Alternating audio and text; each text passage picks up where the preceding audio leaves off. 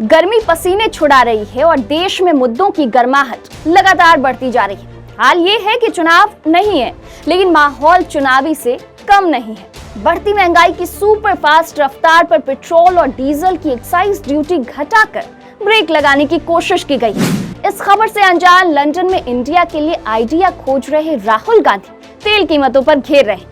मथुरा से काशी तक माहौल धार्मिक से राजनीतिक रंग लिए गरमाया है, तो तेलंगाना के सीएम चंद्रशेखर राव अरविंद केजरीवाल और अखिलेश यादव के बीच संभावनाओं की तलाश कर रहे हैं। सिद्धू जेल चले गए हैं तो आजम बाहर आ चुके हैं। आरसीपी सिंह पर खतरा मंडरा रहा है तो मायावती तेल कीमतों में कमी के बाद केंद्र के गुण गा रही है। नमस्कार दोस्तों, मैं हूं आपकी होस्ट और दोस्त कोमल और हाजिर हूं इस हफ्ते की पॉलिटिकल वीकली विद कोमल के साथ।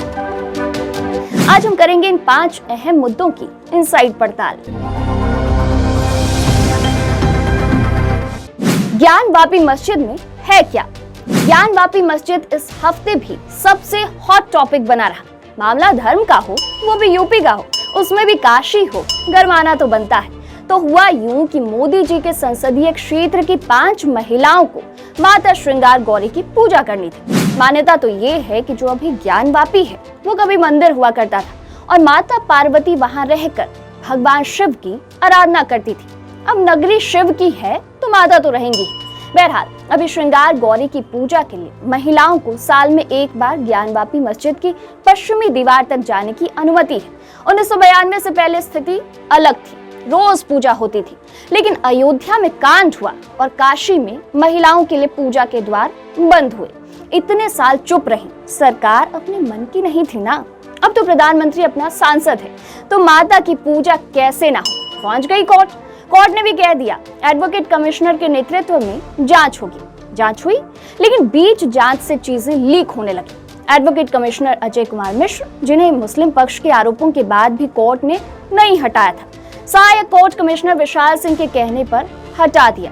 हम नहीं कह रहे, अजय मिश्र कहते हैं। वो भी रोते रोते लौटते हैं सर्वे पर। सर्वे के आखिरी दिन यानी 16 मई को बाबा मिल गए। डिप्यूटी सीएम केशव प्रसाद मौर्य की माने तो बाबा का प्रकटीकरण हो गया। छोड़िए उन बातों को, हम ये कह रहे हैं कि बाबा मिल गए। अब आप कहेंगे कि काशी के कण कण में बाबा है तो मिल क्या गए? तो हिंदू पक्षकारों के मुताबिक वजूखाने के तालाब में बाबा विश्वेश्वर नाथ की प्रतिमा मिल गई। मुस्लिम पक्षकारों के मुताबिक वो तो फव्वारा है। सर्वे रिपोर्ट के मुताबिक काला पत्थर आकृति है जिसमें छेद है और उसमें सिंक डालने पर 62 सेंटीमीटर तक जाता है। फव्वारा के लिए कोई पाइपलाइन या सिस्टम नहीं है। मामला वाराणसी कोर्ट से supreme court via Allahabad high court पहुंचा। फिर सुप्रीम कोर्ट ने वाराणसी के जिला जज को केस ट्रांसफर किया। आज से सुनवाई शुरू हो रही है। इसके अपडेट हम आपको लगातार पहुंचाते रहेंगे। मथुरा कैसे पीछे छूट जाता? ज्ञानवापी मुद्दा गरमाया तो मथुरा कैसे पीछे छूट जाता?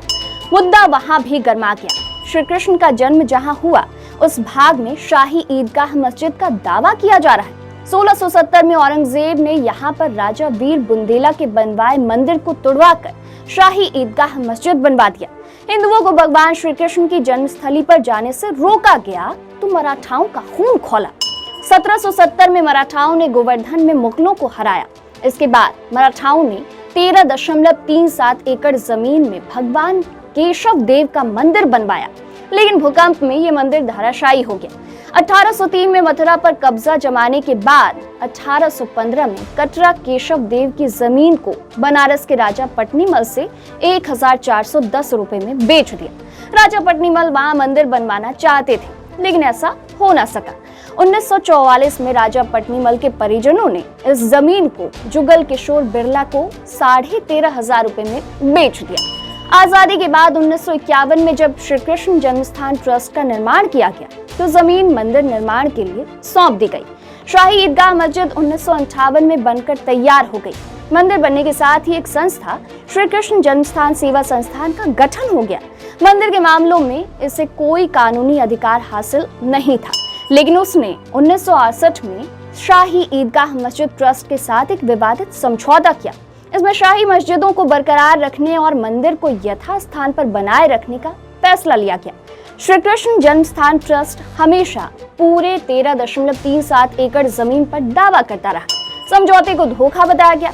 इसके तहत 10.9 एकड़ जमीन श्री कृष्ण जन्म स्थान और 2.5 एकड़ जमीन शाही ईदगाह मस्जिद के पास रही।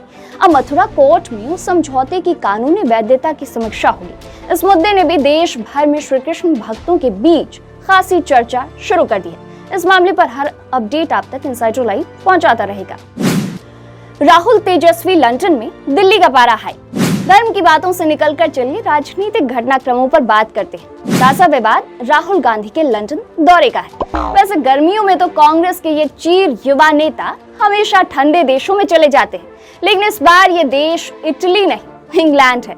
राहुल जी आजकल खुद को सीरियसली लिए जाने पर जोर देते दिखते हैं। मसलन महंगाई पर चेतावनी, कोरोना की चेतावनी, मंदी की चेतावनी आदि आदि। लेकिन चौकीदार चोर है से राजनीतिक संभावनाओं को गंवाने वाले राहुल जी आजकल आइडिया फॉर इंडिया की चर्चा करते दिख रहे हैं। अब आप कहेंगे कि इंग्लैंड की राजधानी लंदन के एसी कमरे में बैठकर इंडिया के लिए कौन सा आइडिया खोजा जा रहा है? तो आपको बता दें कि उदयपुर के चिंतन शिविर में भी तो उन्होंने यही किया।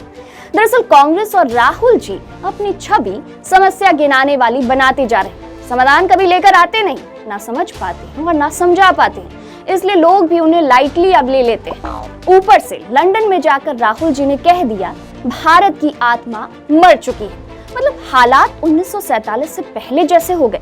बकौल राहुल जी कुछ ऐसे ही हालात हैं। अगर देश का प्रधानमंत्री बनने की चाहत रखने वाले नेता एक चुनी हुई सरकार के लिए इस प्रकार की सोच रखते हैं तो भगवान ही मालिक है। बहरहाल थेम्स के तट पर राहुल जी की ये मौज मस्ती अगले चुनावों में खूब भारी पड़ने वाली है। वहीं लंदन में लालू के लाल तेजस्वी भी मौजूद है। मतलब आप लगाते रहिए, कुछ समझ आए तो कमेंट सेक्शन में हमें जरूर बताइएगा। राज ठाकरे का अयोध्या दौरा स्थगित। बात करते हैं महाराष्ट्र की, दूसरे वाले ठाकरे। अरे राज ठाकरे पिछले दिनों हनुमान चालीसा और अजान विवाद के बीच खुद को प्रदेश की राजनीति में स्थापित करते दिखे। हनुमान चालीसा की बात ऐसी छेड़ी कि राणा दंपति, हाँ वही नवनीत राणा और रवि राणा, जेल तक हुआ है। मातोश्री पर जाकर हनुमान चालीसा पढ़ने का दावा कर दिया था। पहले जब रिमोट कंट्रोल हाथ में था तब तो कोई मातोश्री पर जाकर अपनी मर्जी से कुछ भी करने की बात नहीं कर सकता था। अब तक ठाकरे परिवार की सत्ता है। फिलहाल बात राज ठाकरे की, तो उन्होंने अपना अयोध्या दौरा स्थगित कर दिया है। भाजपा का एक वर्ग उनके अयोध्या आने का विरोध कर रहा था। सांसद ब्रिजभूषण शरण सिंह तो अयोध्या में घुसने ना देने का दावा कर रहे थे। मुंबई तक राज ठाकरे ने जो यूपी बिहार वालों से किया, गुस्सा तो भड़कना था, भड़का, लेकिन सेहत का हवाला देकर ठाकरे इस विरोध से खुद को अलग कर लिया। पहले वाले ठाकरे का दौरा अभी निर्धारित है। वहीं मुख्यमंत्री के बेटे आदित्य ठाकरे हिंदुत्व की लड़ाई में खुद को आगे जो दिखाना है, वही राज ठाकरे ने अयोध्या दौरा स्थगित किए जाने के बाद यूनिफॉर्म सिविल कोड का मुद्दा छेड़ दिया है। पीएम नरेंद्र मोदी से मांग कर डाली है कि देश में समान नागरिक संहिता लागू करें। अब उद्धव ठाकरे और आदित्य ठाकरे इस मुद्दे पर उन्हें टक्कर देकर बताएं। साफ है, मुद्दों की लड़ाई में अब एक कदम आगे बढ़ते हुए राज ने औरंगाबाद का नाम संभाजी नगर रखने की भी मांग कर दी है। तो शह और मात का खेल यहाँ जारी है। मुद्दे कई, लेकिन बात आरसीपी की। 5वें नंबर पर चर्चा के लिए मुद्दे तो कई हैं। समाजवादी पार्टी के कद्दावर नेता आजम खान की रिहाई का मुद्दा अहम है। सीतापुर जेल से रिहाई के समय रिसीव करने तब शिवपाल यादव पहुंचे थे, साथ में आजम खान के दोनों बेटे भी। कोई समाजवादी नेता वहां नहीं था। वैसे शिवपाल और आजम दोनों सपा विधायक हैं। रिहाई के बाद दर्द आजम का छलका, बोले यूं ही कोई बेवफा नहीं होता, कुछ तो कमी रही होगी हमारी तरफ से। निशाने पर अखिलेश थे। वैसे रविवार को हुई समाजवादी पार्टी विधायक दल की बैठक से आजम शिवपाल नदारद रहे। लेकिन 5वें नंबर पर हम चर्चा करेंगे केंद्रीय मंत्री आरसीपी सिंह की। जेडीयू कोटे से केंद्रीय मंत्री आरसीपी सिंह का राज्यसभा का टर्म समाप्त हो रहा है। कानाफूसी है कि उन्हें अब जेडीयू फिर से राज्यसभा नहीं भेज सकता है। मतलब नीतीश जी आरसीपी का पत्ता काट देंगे। बात हजम नहीं हो रही, लेकिन नीतीश जी कुछ भी कर सकते हैं। दरअसल जब से जेडीयू के राष्ट्रीय अध्यक्ष ललन सिंह बने हैं, कुछ भी निर्णय हो जा रहा है। आरसीपी सिंह ने चुपके मंत्री पद ले लिया और ललन जी के हिस्से इंतजार आया। तो अब बारी पलटवार करने की ललन सिंह खेमे की है। तैयारी पूरी है। खींच आरसीपी सिंह के चेहरे पर भी साफ दिखने लगी है। एक पत्रकार के सवाल पर तो गुस्सा हो गए, नीतीश जी से पूछने की बात करने लगे। मतलब जेडीयू से राज्यसभा कौन जाएगा उनको भी पता नहीं। वैसे भी 44-45 विधानसभा सीट में तो 2 ही राज्यसभा सीट बनता दिख रहा है और इंतजार में 3-3 है। किसी एक का पत्ता कटना तय है, तो कहीं शाख से गिरकर टूटने वाले पत्ता आरसीपी सिंह तो नहीं। आज के एपिसोड में बस इतना ही। फिर मिलूंगी अगले एपिसोड के साथ। देखते रहिए इनसाइडर लाइव। देश प्रदेश दुनिया की खबरों के लिए इनसाइडर लाइव को सब्सक्राइब कर लें। नमस्कार।